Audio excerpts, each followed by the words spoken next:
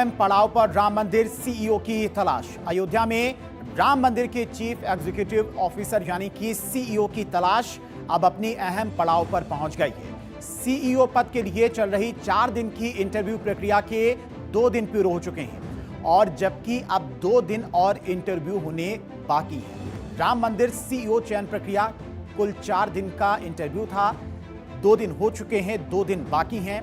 अब राम मंदिर परिसर के ग्रीन हाउस में बुधवार को भी इंटरव्यू की प्रक्रिया जारी रही। आज 11 उम्मीदवारों को इंटरव्यू के लिए बुलाया गया था।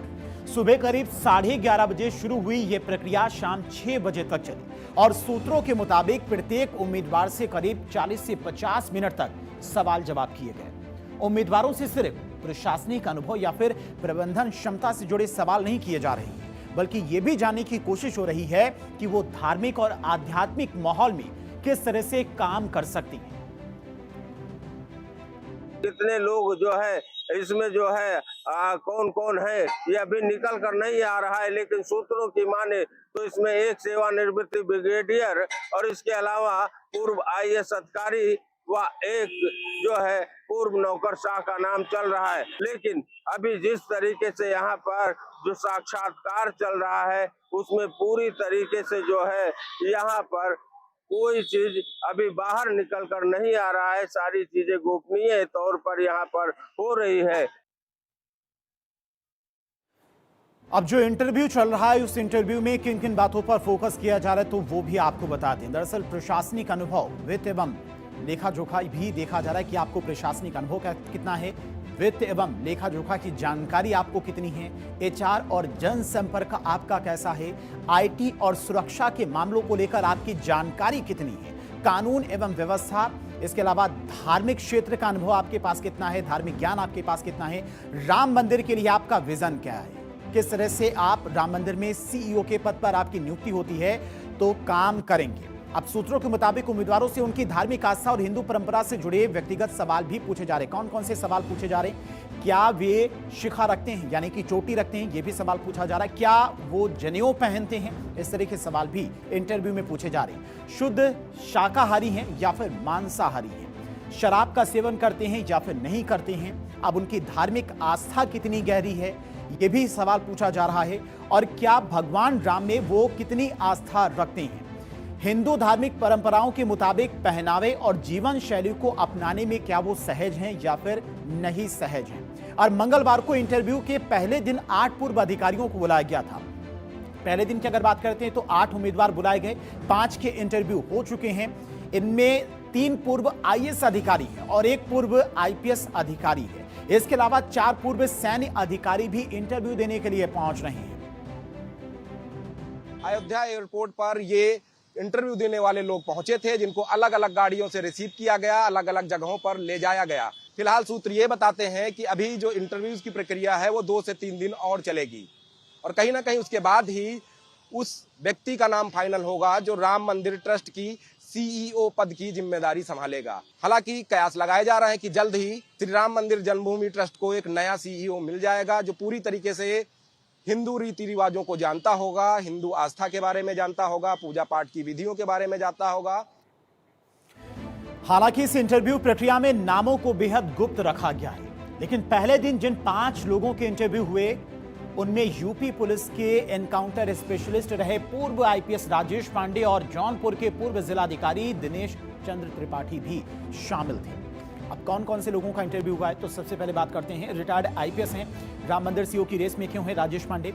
तो रिटायर्ड आईपीएस हैं, काफी लंबा अनुभव है, 65 साल इनकी उम्र है, प्रशासनिक अनुभव भी है। आईपीएस बैच 2005 आईपीएस बैच के ये अधिकारी रहे हैं और इसी वजह से ये भी राम मंदिर के सीईओ की पद की रेस में चल रही हैं। शिक्षा की अगर बात की जाए तो एमएससी इन्होंने कर रखी है, अच्छी खासी शिक्षा भी इनके पास में है। जन्मस्थान प्रयागराज रहा है जो कि धार्मिक नगरी है। तेज तर्रार हैं, अफसरों में इनकी गिनती होती है। काफी लंबा प्रशासनिक अनुभव, तेज तर्रार और ईमानदार अधिकारी हैं, ईमानदार छवि के माने जाते हैं। लीडरशिप का लंबा अनुभव इनके पास में मौजूद है। यूपी पुलिस के सुपर कॉप में इनकी गिनती होती है। 80 से ज्यादा एनकाउंटर में ये शामिल रहे हैं। बड़े बड़े अपराधी और माफियाओं को इन्होंने ढेर किया है। लखनऊ, अलीगढ़, मेरठ जैसे बड़े जिलों के एसएसपी भी रह चुके हैं, वहां की कानून व्यवस्था को संभाल चुके हैं। यूपी एसटीएफ और एटीएस के संस्थापक सदस्यों में शामिल रहे हैं। पुलिस में मोबाइल फोन ट्रैकिंग प्रणाली की शुरुआत भी इन्होंने की थी। इसके अलावा यूपी के सबसे कुख्यात गैंगस्टर श्री प्रकाश शुक्ला को ढेर करने वाली टीम में भी राजेश पांडे शामिल थे। इसी वजह से इनका नाम सीईओ के पद में सबसे आगे चल रहा है। अब इस रेस में जो दूसरा बड़ा नाम सामने आ रहा है वो आईएएस अधिकारी रहे दिनेश चंद्र का है। ये क्यों आगे चल रहे? दिनेश चंद्र रिटायर्ड आईएएस अधिकारी हैं, उम्र इनकी 61 साल है। इसके अलावा आईपीएस बैच 2012 बैच के ये आईपीएस अधिकारी हैं। और प्रशासनिक अनुभव की बात करें, शिक्षा की बात कर लेते हैं तो पीएचडी इन्होंने कर रखी है। इसके अलावा जन्म स्थान इनका बिजनौर रहा है, बिजनौर के रहने वाले हैं। कई जिलों की कमान संभालने का लंबा प्रशासनिक अनुभव इनके पास मौजूद रहा है। ईमानदार छवि के अफसर रहे हैं। ईमानदार छवि के अफसरों में इनकी गिनती होती है। जौनपुर, बहराइच, कानपुर देहात और सहारनपुर के डीएम रह चुके हैं, यानी इनके पास भी लंबा प्रशासनिक अनुभव है, नेतृत्व का अनुभव है। अलीगढ़ में सीडीओ भी रह चुके हैं और इसी वजह से इनका नाम राम मंदिर के सीईओ के पद पर सबसे आगे चल रहा है। राम मंदिर के सीईओ का पद कितना महत्वपूर्ण है और इसका अंदाजा इसी बात से लगाया जा सकता है कि इस पद के लिए अब तक 5300 से ज्यादा आवेदन आ चुके हैं। आप सोचिए, राम मंदिर के सीईओ पद को लेकर 5300 से ज्यादा आवेदन, 18 नाम जिसमें से शॉर्टलिस्ट किए गए हैं उन्हीं का इंटरव्यू चल रहा है। इनमें से 3 नाम चुने गए हैं माना जा रहा है और ट्रस्ट अंतिम इंटरव्यू करेगा। उसके बाद 3 में से सिर्फ 1 नाम चुना जाएगा सीईओ पद के लिए। इस पूरी चयन प्रक्रिया के लिए इंटरव्यू बोर्ड में रिटायर्ड जस्टिस प्रमोद कोहली, पूर्व वैज्ञानिक डॉक्टर सुरेश हावड़े और retired lieutenant general Vishnukant Chaturvedi का नाम शामिल है, जो सीईओ के लिए नियुक्तियां आ रही हैं, उनका इंटरव्यू कर रहे हैं। अब चुनने वाली कमेटी को जानिए, उस कमेटी में कौन कौन शामिल है तो वो भी आपको बताते हैं। Retired justice Pramod Kohli Sikkim high court के पूर्व मुख्य न्यायाधीश रहे हैं। इसके अलावा जम्मू एंड कश्मीर, झारखंड, पंजाब, हरियाणा हाईकोर्ट में जज भी रह चुके हैं। केंद्रीय प्रशासनिक न्यायाधिकरण के अध्यक्ष भी रह चुके हैं। कानूनी और प्रशासनिक मामलों का इनके पास में अच्छा खासा अनुभव मौजूद है, यानी कि जो लोग इंटरव्यू देने पहुंच रहे हैं उनसे भी ज्यादा पढ़े लिखे और लंबा प्रशासनिक अनुभव इनके पास में मौजूद है। दूसरा नाम retired lieutenant general Vishnukant Chaturvedi, जो कि इंटरव्यू करने वाले लोगों में शामिल हैं। भारतीय सेना में लेफ्टिनेंट जनरल रह चुके हैं। इसके अलावा बात की जाए, सेना में 40 साल से ज्यादा सेवा का अनुभव है। 2 बार राष्ट्रपति सम्मान से भी ये सम्मानित किए जा चुके हैं।